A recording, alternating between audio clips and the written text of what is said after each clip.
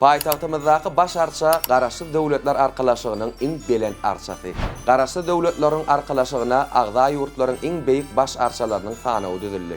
Bu sanawda Türkmen paýtagtynyň baş arça Garaşly Döwletler Arkalaşygy boýunça hem iň belend bayramçylyk arçasy hökmünde görkezilýär.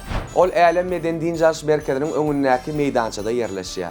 Belend başy 2026 ýadyly 8 burçly ýyldız bilen bedelen baş arçanyň beýikligi 44 metr, iňi bolsa 16 metr deňdir.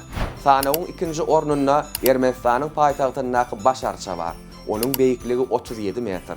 Özbegistanyň paýtagtynyň Daşkentdäki arçanyň beýikligi bolsa 36 metr barabar. Şeýle-de 4-nji orundaky Bakudaky arça 34 metr. 5-nji orundaky Belarusyň paýtagtynyň arça 30 metr beýiklikde. Sanawy Moldowanyň paýtagty Kişinevdäki beýikligi 20 metr barabar arça jemleýär.